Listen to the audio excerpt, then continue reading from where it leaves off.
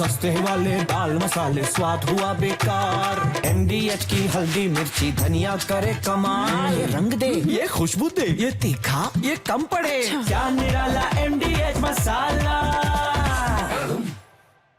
और देखिए अगली बड़ी खबर, यूक्रेन के नए इलाकों में रूसी सेना घुसी। कोमार में रूस का भीषण अटैक हुआ है। ये तस्वीरें आप देखिए, अब नए इलाकों में घुसती नजर आ रही है रूस की सेना। प्रोफेसर संजय भारद्वाज, ये एक बड़ा डेवलपमेंट और लगातार हम देख रहे हैं रूस कहीं ना कहीं हावी होता हुआ नजर आ रहा है, वो भी तब जबकि पूरा यूरोप यूक्रेन के साथ।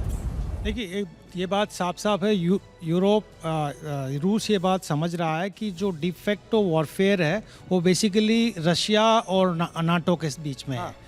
यूक्रेन को जितना भी सपोर्ट दे रहा है, इसलिए यूक्रेन युद्ध में सस्टेन करना है। और ये बात रशिया को समझ में आया। तो रशिया तो जो दौर चल रहा है ये कोऑर्सिव डिप्लोमेसी का दौर चल रहा है, और जिसमें दोनों ताकतें, चाहे वो यूक्रेन की तरफ से यूरोप पूरे अपनी ताकत डाल के रशिया को कमजोर कर रहा है, इकोनॉमिकली कमजोर कर रहा है। ये इंपॉर्टेंट बात है, लेकिन निनाद जी ब्रिटेन का भी जिक्र हुआ। कहा यह जा रहा है कि अगर ये जंग आगे बढ़ती है, रूस वर्सेस नाटो में तब्दील होती है, तो पहला अटैक ब्रिटेन पर होगा, लंदन में होगा। क्या ये मुमकिन है? बिल्कुल मुमकिन है। देखिए हम अभी रशिया की रेड लाइंस की बात कर रहे थे, पर अभी हमने नेटो की रेड लाइंस की बात नहीं करी। अभी तक रशिया ने क्रॉस नहीं करी है वो रेड लाइंस। कल अगर वो किसी नेटो कंट्री या ब्रिटेन पे, खास करके ब्रिटेन एक फोरफ्रंट पे कंट्री है, ब्रिटेन के पास सिर्फ मेरे ख्याल 20 लाख सोल्जर्स हैं। उनकी, मैंने जैसे आपको पहले बोला, उनकी हैसियत नहीं है लड़ाई करने की।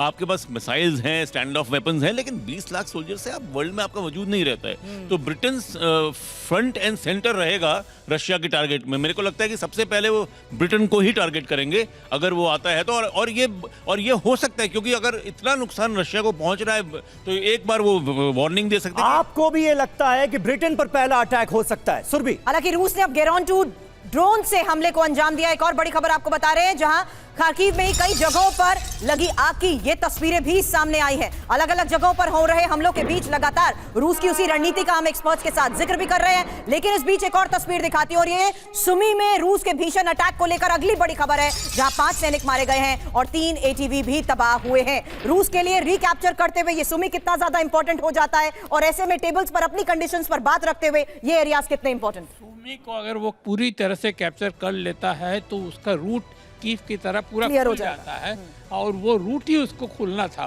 तो उसके लिए बहुत ही बड़ा इम्पोर्टेंट स्टेप होगा, क्योंकि आगे उसे समुद्र के कनेक्शन को जोड़ना है। तो पुतिन के लिए ये बहुत महत्व का स्टेप है। अगर यूक्रेन को जो सपोर्ट कर रहे हैं वो लोग इस वक्त मदद नहीं कर सकते हैं, और वो अगर सोचते हैं कि 4 दिन सोच के मदद करेंगे, it will be too late, क्योंकि आने वाले 24 घंटे के अंदर रूस बहुत ज्यादा कब्जा कर लेगी। बड़ी बात है, आने वाले 24 घंटे में रूस बड़ी जगहों पर कब्जा करने में कामयाब रहेगा। लेकिन सज्जनहार साहब ये बताइए कि ये क्या मामला है, ये क्या माजरा है कि यूक्रेन भी बड़े हमले अंजाम देता है, तो हम उम्मीद ये करते हैं कि उसने अमेरिका को बताया होगा। पुतिन भी बता रहे हैं कि हम बड़े हमले करेंगे, इसका बड़ा जवाब देंगे। किसको? अमेरिका को ही। अमेरिका की इंपॉर्टेंस बरकरार है अभी? नहीं, मेरे विचार से अमेरिका इन्फ्लुएंस कम होता जा रहा है। जब से राष्ट्रपति डोनाल्ड ट्रंप आए हैं, पूरे विश्व में कम होता जा रहा है। उन्होंने कहा था मैं आते ही एक दिन में युद्ध विराम करा दूंगा, नहीं करा पाए।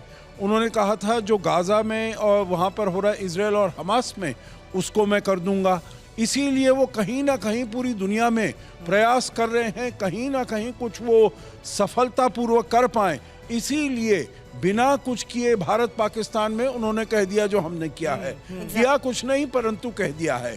परंतु ये देखिए, जो पुतिन ने अगर कहा है अमेरिका को, तो पुतिन नहीं भी कहते। मेरे विचार से पूरे विश्व को ये मालूम है, जो इतना बड़ा हमला अगर यूक्रेन करने में सक्षम हुआ है, सफल हुआ है, इसका जवाब राष्ट्रपति पुतिन इसीलिए यहाँ पर अभी थोड़ी देर पहले, कुछ सेकंड पहले बोरा सर ने कहा आने वाले 48 घंटे बहुत हैं।